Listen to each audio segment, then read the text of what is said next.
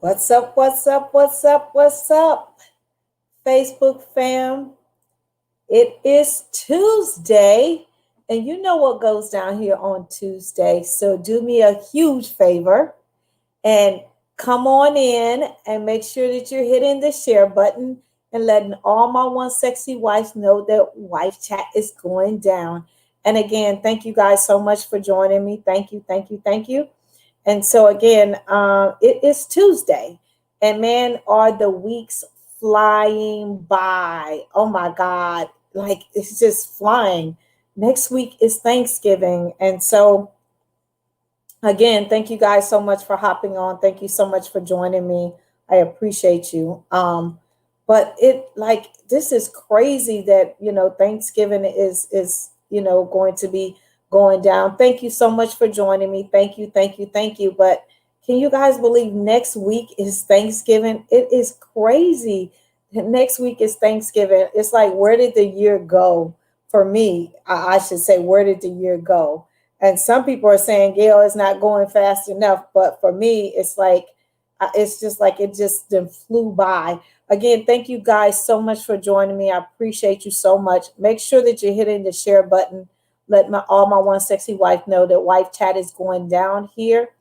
And what I love about tonight's chat is that the 8 questions that you should talk with your husband about are the questions that I actually asked Gail this past weekend. And so I'm really excited about sharing those questions with you.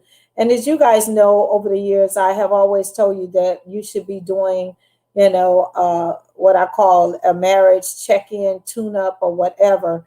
Hi, Tanya. How are you? Thank you so much for joining me. I appreciate you joining me, beautiful.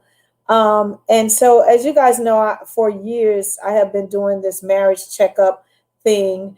And so, but I've just felt the need to not do it. Usually I say do it at the beginning of the year, and then around June or July, do it again. But for some reason, I felt the need to do a marriage checkup because we're going to get so busy with the holidays and so many different things. And my thing was I wanted to go into the new year, right? Knowing the answers to these questions. And so tonight I'm going to talk to you about the 8 questions or the 8 things you should talk to your spouse about before the end of the year, right? And these are some simple things, but we had a great discussion, and so many of us are struggling to talk to our spouses. And so these are going to be really some good conversation starters. And let me just tell you, I didn't even prep Gil. Like, I really want to talk to you about whatever. I just started asking these questions, and I got some amazing answers. But before I come back, let me just do my little brand thing, and then I'll be right back.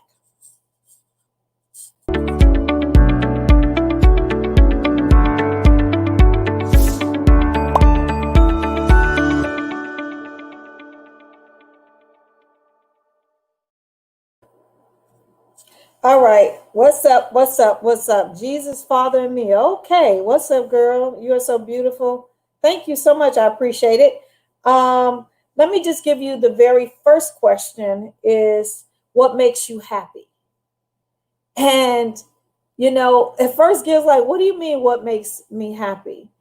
The thing is, a lot of times we think that we know what makes our spouse happy, right? Especially if you've been with them a long period of time. I could tick off some things that I think make you happy. But as you guys know, being with somebody for a long time, you begin to take them for granted.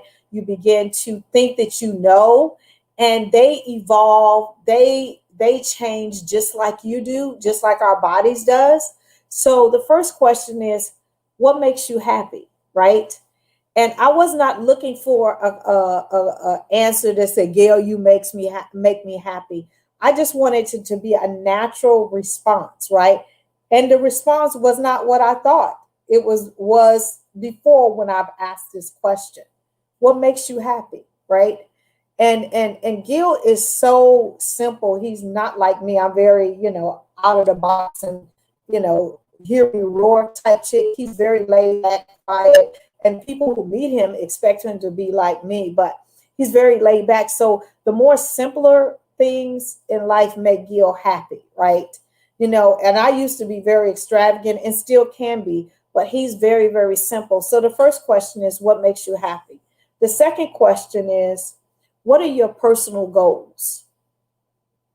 And you're like, why would you ask him what is his personal goals? Because again, we have grown, evolved, and changed in 32 years. And even though I think I know what his goals are, they have changed, right? They have changed since the beginning of the year, right? So I asked him, what was your personal goals? What are your goals for the family? And what are your goals for this marriage? And that opened a real big discussion because, again, as we have aged and mature, those things have changed, right? Our kids are grown, and so many of those things have changed and evolved. And so it was just really good to hear his perspective, and I was able to give him my perspective as well. Number three, what are your fears and insecurities?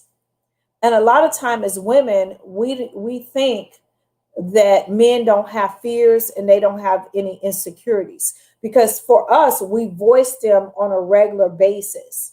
But men have fears and they have insecurities as well, right? And my husband is in the medical field, so he just kind of shared with me some of the direction that his career is taken with COVID and just all of these different things. And he's finding himself having to treat more, adult patients than children and it's just this ever changing thing. And so, one of his fears is that, if we don't do something drastic in this country, that we're going to be burying a whole bunch of other people and those kind of things. So, that was one of his fears. And then he talked about his insecurities, but, I was able to voice some of them as well. And we were just having a simple conversation. Number four, what are some of your fondest memories from 2020, right? What are some of your fondest memories from 2020? And most people would think that it would be all negative, right? But it wasn't. It wasn't negative for him, and it wasn't negative for me.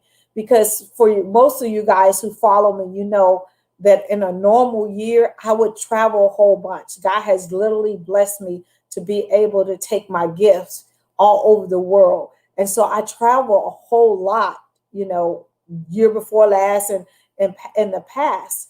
And I didn't realize that how much I traveled, that I needed to put some other things in place in my business and in my ministry to be able to sustain when stuff like this happens.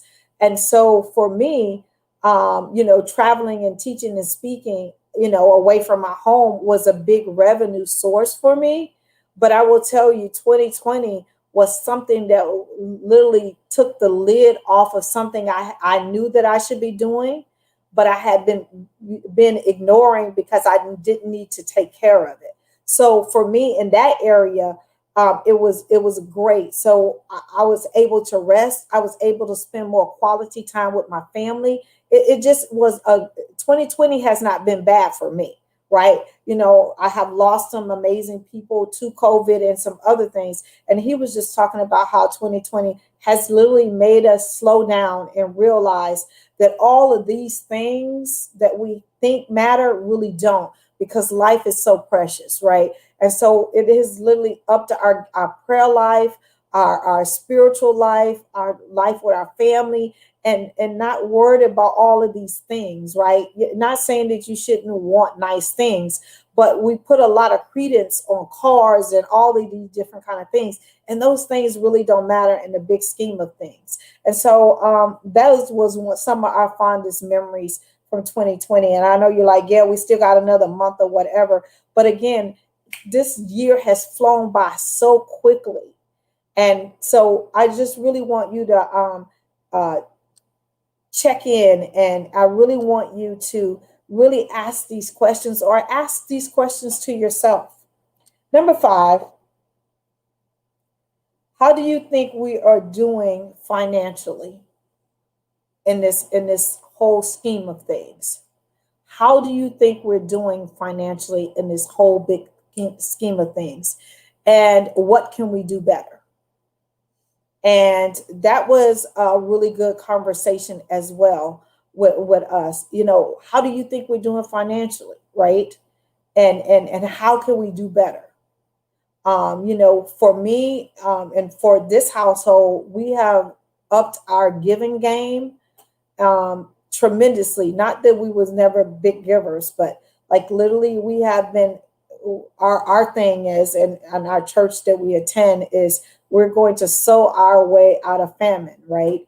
And so we was talking about that and just so many different things. And so that's a good question, right? And I know there's so many people hurting. There's been so many people that have experienced financial devastation and all kind of different things. But that's a question for you to really sit down and say, okay, we had an amazing year, a bad year, a so-so year. We stayed the same. How can we do better? And I'm going to just tell you from my perspective, the kingdom system is a fail-proof system. God never fails. And when COVID hit, we began to call on every seed we had ever sown in the ground. And I'm telling you, God is an amazing answering God. Okay. And he's a provider. That's for the Crowder household. Number 6. What do you think about sex and love moving forward? And you're like, moving forward, yeah. What do you think about our sex life, and how can we move it forward and take it to another level? And how do you think we are in the love tank, right? And again, that was a whole nother conversation. And it was really funny because I was like, like, Gail, do you still love me the same way you did 32 years ago? And he was like, no, I don't. And I was like, huh? I wasn't prepared for the answer. He says, actually, I love you more because I know more of you. Right. And so I really like that answer. I love you more because I know more of you. Right. Because we're ever changing and we're ever evolving and we're ever growing. And so I hope that you women and men, whoever are watching me, are really taking these questions to heart, because again, it opens up conversations and you think you know, but you really don't always know. And it is great conversation and it's no pressure. And I wasn't even expecting any certain type of answers or anything like that. Actually, I got totally opposite answers than I thought I was going to get. Number 7, how do you view current affairs? How do you view what's going on in our country or whatever? And last week, as you guys know, I taught about, from a lady that was living in a household and they had different political views. Just checking in, because sometimes we think that they're feeling or thinking or responding in a certain way, and that's not always true, right? And so what do you think about the current affairs? Do you think that, where we live, that, our governor is doing what he needs to do, all of those different kind of things. And it was just amazing to hear how that conversation blossomed, right? Into what does he think about current affairs? And my husband is an avid reader. And so we was talking about things that are going on in different countries. And I have been blessed to have clients from all over the world. And, one of my clients, is over in England, and they have been on complete shutdown, lockdown for 2 weeks, right? And they just can't believe we haven't locked down, being that we're getting so many cases rapidly, right? And we just had a great conversation about that. And number 8, how do you think you're doing spiritually? And how do you think we're doing spiritually as a family? And again, as you guys know, I'm up every morning at 4 a.m. praying and interceding for marriages all over the world. But I do that personally, right? And then Gil and I pray together, every single day as well. But he has his own personal study time, and I do too. But just as a family and just checking in with him, does he think that he is okay spiritually. And he asked me the same question. And so again, hey Lisa, hi everybody. Girl, I have a question. To be honest, these days seen it with my eyes. Females teaching don't get paid a lot, and they are married and having oral sex with guys for money. They can't keep love. I don't understand what you're saying to me, and that's not my case. I'm just reading a question on my thing. That is not the case for me. As far as being paid well, I have been blessed. Hello, everybody. Thank you guys so much for joining me tonight on Wife Chat. And so, again, I just want to tell you guys, just take the time and really do this checkup before the end of the year, right? A lot of times we say, oh, we're going to start fresh at the beginning of the year and all of those kind of things. But God just had laid on my heart to have this conversation with Gail. And my prayer is that you guys find value in these questions. And if you didn't get all the questions, make sure that you go back and listen to this again. I keep all of these up either here on Facebook or on my YouTube channel. And again, I pray that these will be helpful to you. It was a great conversation starter for Gil and I, and we just ended up having great conversation. It was no pressure. He didn't feel like I was, interrogating him or anything like that. And so again, I thank you guys so much for joining me. Look out for some amazing things. I have an amazing, mind-blowing Black Friday special that I'm going to be releasing on Black Friday. So look out for that. BSB 2021 conference. The registration is open. So go check out the page. Just go to gailcrowder.com. I just inked an amazing teacher and speaker. So I'll be announcing her. Of course, I have some other amazing teachers and speakers that are already said yes to the vision. It's not going to be just your normal online conference. We do want to continue to be safe, but it's going to be a live immersion experience. And I have an amazing planner that's helping me with that. And so again, I love you guys to pieces. I appreciate you so much. And I will be back next Tuesday before Thanksgiving, and I'm going to be giving you guys some tools and some tips to deal with, your family, if you have family coming over, because some of us do have family coming over. But again, you guys, please remain safe. Please make sure you're wearing your mask. Please wash your hands. And I'm so passionate about this because, again, my husband deals with this every single day. And like I said, I know quite a few people who have lost people because, they wasn't protecting themselves, or they was exposed and didn't take it serious. And this is really, really serious. Again, I love you guys to pieces. Please, please, please make sure that you're hitting the share button. Have an amazing, amazing night. I love you guys to pieces.